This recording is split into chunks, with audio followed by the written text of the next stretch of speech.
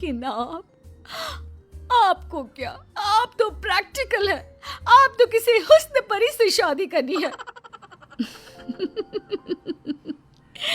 देवर भाभी की इमोशनल ड्रामे का शिकार हो जाता है और मान जाता है शादी के लिए।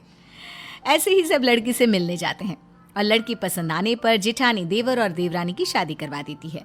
शादी के कुछ दिनों बाद एक नंबर की गंवार। अब देखो रूपाली, मुझे जॉब के लिए देर हो रही है। एक काम कर दो मेरा, कल पहनने के लिए कुछ भी नहीं है मेरे पास। आज से ना मेरे पहनने वाले सारे कपड़े तुम धो दिया करना, ठीक है? देवरानी जो जेठानी के सारे हुक्म किसी आका की तरह माना करती, वहीं जेठानी भी अपने गेम को खुल कर खेल रही थी। शाम को, अरे बहू, मेरे लिए जरा एक कप चाय बना कर लाना। रूपाली, माँ जी को एक कप चाय बना कर दे दो। लेकिन भाभी मैं तो। प्लीज रूपाली, मैं एक बहुत इंपॉर्टेंट काम कर रही हूँ, उसे बीच में छोड़कर नहीं जा सकती। जी ठीक है। अच्छा हुआ मैं अपने लिए एक घरेलू देवरानी ढूंढ कर लाई। अब मेरा काम बहुत आसान हो गया है। मुझे बस जॉब का काम करना पड़ता है, क्योंकि घर के काम तो प्यारी प्यारी देवरानी संभाल लेती है। वाह जी वाह, कितनी समझदार हूँ मैं। लेकिन दिन एक से नहीं होते। जो नया होता है वो एक दिन पुराना हो जाता है और वो रंग सामने आता है जो उसका असली रंग होता है। और फिर, रूपाली जरा मेरा फोन पास करना, और वो फोन में चार्जिंग नहीं होगा, मेरे बैग में चार्जर रख देना। और हाँ, बस जितने दिन की ऐश थी जेठानी साहिबा की, वो खत्म और देवरानी का असली चेहरा बाहर। क्यों दीदी, आप क्या कर रही हो? बैठी ही तो हो। और दीदी, ये छोटे मोटे काम ना खुद कर लिया करो, वैसे भी ऑफिस में भी तो काम करती होगी ना, हैं? हाय रे, ये क्या, सत्ता तो अभी तो बनी थी, आक्रमण हो गया और पूरा ख्वाबों का किला धुस। ओए सुन, ज्यादा बोलने की जरूरत नहीं है, गंवार कहीं की। मैं ना होती तो किसी गांव के घर में चूल्हा फूंक रही होती।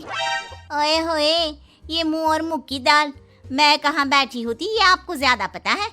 मेरी सुंदरता और गुणों की चर्चा 7 समंदर पार तक थी, तो मैं कहाँ होती ना, इसकी चिंता तो आप छोड़ ही दीजिए।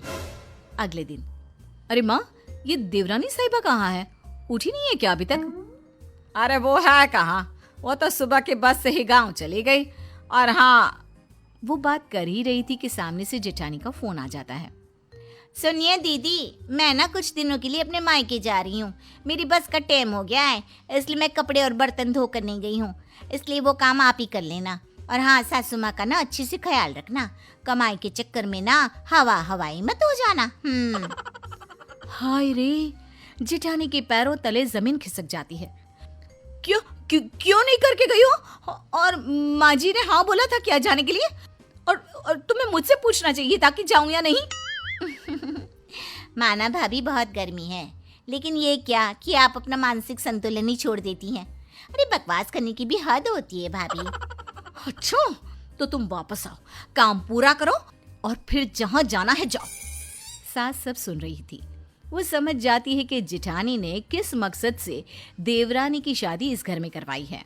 फिर एक रोज जब देवरानी वापस आती है तो, माँ जी, मेरे ना होने पर लग रहा है कि नाश्ता खाना आपने सब छोड़ दिया था, कैसी पतली हो गई है इतने दिनों में। अरे कौन देगा मुझे खाना, वो तो नौकरी करती है, तू भी किसके भरोसे छोड़कर चली गई मुझे। अरे क्या करती माँ जी, माँ की तबीयत खराब थी ना तो गई थी, वरना नहीं जाती। वैसे भी ना माँ जी, भाभी को भी अब थोड़ा काम करना चाहिए, हम कौन सा उनके पैसे रखते हैं, अरे घर उनका भी तो है ना। ये बोलकर गांव से सफर करके जो लड़की आई, वो तुरंत सास को खाना देने के लिए किचन में घुस गई। तभी जेठानी, अरे आ गई हो तो चाय भी बना दो, और हाँ, खाना थोड़ा जल्दी कर दो, मैं पैक करके भी ले जाऊंगी।